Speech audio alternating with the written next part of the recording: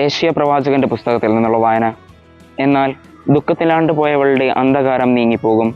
ആദ്യകാലങ്ങളിൽ സെബലൂണിൻ്റെയും നഫ്താലിയുടെയും ദേശങ്ങൾ അവിടുന്ന് നിന്ദനത്തിന് ഇരയാക്കി. എന്നാൽ അവസാന നാളുകളിൽ സമുദ്രത്തിലേക്ക് പാത ജോർദാൻ കരയിലേക്കുള്ള ദേശത്തെ ജനതകളുടെ ഗലീലിയായെ അവിടുന്ന് മഹത്വപൂർണ്ണമാക്കും. അന്ധകാരത്തിൽ കഴിഞ്ഞ ജനം മഹത്തായ ഒരു പ്രകാശം കണ്ടു. കൂരിരുട്ടിൻ്റെ ദേശത്ത് വസിച്ചിരുന്നവരുടെ മേൽ പ്രകാശം ഉദിച്ചു. അങ്ങ് ജനതയെ വർദ്ധിപ്പിച്ചു, അവർക്ക് അത്യധികമായി ആനന്ദം നൽകി.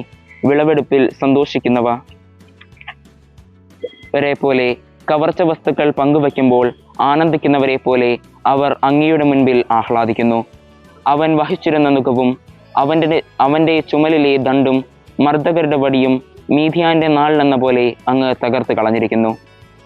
വചനം മാംസമായി നമ്മുടെ ഇടയിൽ വസിച്ച സമാധാന രാജാവിനെ നമുക്ക് ധ്യാനിക്കാം. പുണ്യനായി